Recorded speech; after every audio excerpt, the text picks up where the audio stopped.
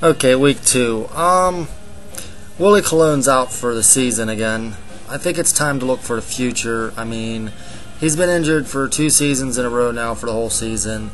It's getting a little bit ridiculous. I think it's time to prepare for the future. Gilbert will get the start. Let's see how he works out. I still don't think he's in NFL shape.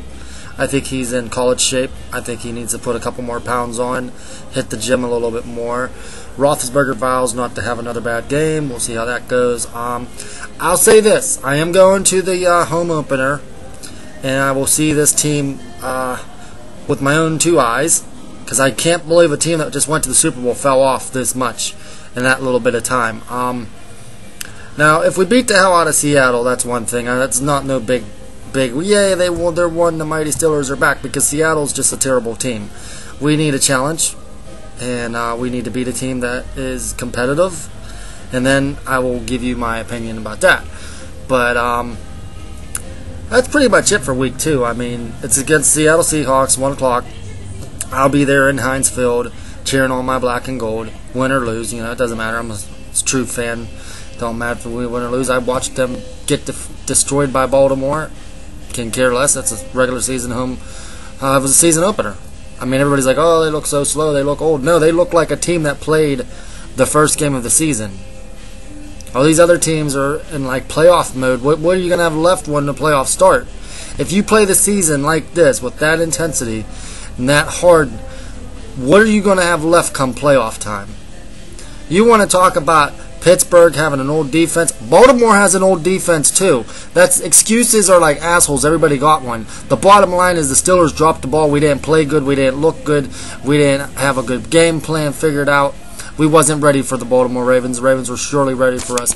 But don't get it twisted, Baltimore fans. Until you beat us in the playoffs, you have nothing to brag about, because I remember the time where James Harrison had 3 stripped fumbles from Steve McNair, and we destroyed Baltimore the same way they destroyed us. So yeah, don't get it twisted, buddy.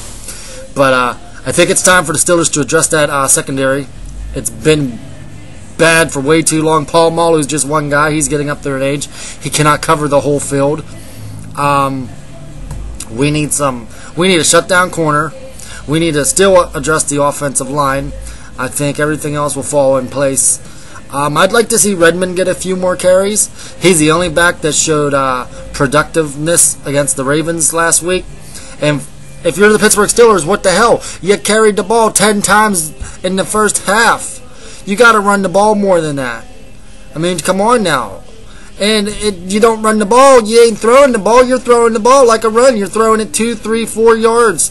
We're not a slant team. We got the fastest young receiving core in the NFL. Utilize their speed. Send them down the field. I don't care if they run perfect routes. How hard is it to run straight down the field and catch a ball? Come on, Mike Wallace, Antonio Brown, Emmanuel Sanders, they're fast as hell. Line them all 3 of them up. Do like a Hail Mary play on the in regular part of the game. Why wait till the end of the game to throw a Hail Mary? You got 3 of the fastest receivers in the NFL. I mean, and we have the best young receiving core in the NFL, and we didn't even utilize that last week. If I don't see a ball thrown more than 30 to 40 yards in this game, I'm going to be pissed. What's the sense of having all that speed on offense if you don't utilize it? You got to utilize that speed. I mean, come on, send Mike Wallace right down the side of the field. Send Antonio Brown right with him.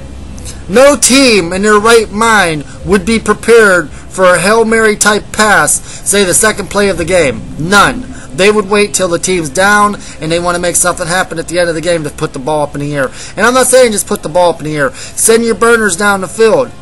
I mean, you did that quick slant to Hines Ward. He's the slowest receiver in the National Football League. He's a hell of a receiver. He still can catch the ball and deliver blows, but he's not fast.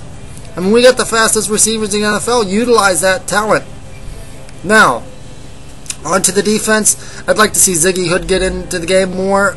James Harrison's a little banged up. He says he's going to go. Wish we would have kept Kearon Fox for a time like this. You know, Harrison goes down. Who's the next man up? It looks like it's going to be Jason Worlds, and I'm not sold on him yet. He was injured last year. I mean, I don't get it. But I'm looking for us to defeat the Seattle Seahawks. I'm looking for the score to be 31-3. I will be at the game, like I said. Now, I just want to touch base on the Indianapolis Colts a little bit, even though this is Steelers chat. I want to send this out to all the Indy fans that are feeling bad and sorry. You get what you put in. The reason why the Steelers are so successful when Ben Roethlisberger was drafted is because the team was already put together. We had a running game, a defense, somewhat of a secondary, and an offensive line. All you have is an offensive line, and receivers are not as good as you thought they were. It was the quarterback that was good. Now, when you build a team around one player like the Indianapolis Colts did for so many years, and I'm not saying Peyton Manning demanded it, but I know Peyton Manning seems to be, I got to be in the spotlight. I got to be the MVP. I got to be the most important player on the team. You don't have a solid runner. You don't have a real good receiver. You don't have a real good tight end. All you have is an old retired quarterback trying not to get killed and trying to do what Peyton Manning does. Okay, no one can replace Peyton Manning. Nobody says that, but there comes a time where it's like, hey, he's getting up there in age. Let's prepare for the future. Let's draft a young quarterback. But oh my God, if we draft a young quarterback, Peyton Manning might get panic and think, oh, they're trying to replace me. No, it's called building for the future, you jackass. Now, the Indianapolis Colts is heading for a terrible season this year. I don't see them winning more than 4 games this season. And let this be a lesson to all the Indianapolis fans out there. This is what happens when you build a team around one player. You got rid of all your star defensive players. Peyton Manning's the big star on the team. And then he signs the biggest contract in Indianapolis Colts history just to say, hey, I'm getting neck surgery a month later. What kind of BS was that? Alright, well, we'll see what happens in week 2. I'm looking for the Steelers to defeat the Seattle Seahawks. I'm looking for Baltimore to beat the Titans. I'm looking for the Browns to upset the Colts. And I'm not sold on the Cincinnati Bengals, but they can pull it out. I'm looking for the Bengals to. I'm looking for every AFC North team to win this week. All right. That's pretty much it. Oh, my upset pick of the week. Put it down in writing. Atlanta over Philadelphia, 28-21. I'm out.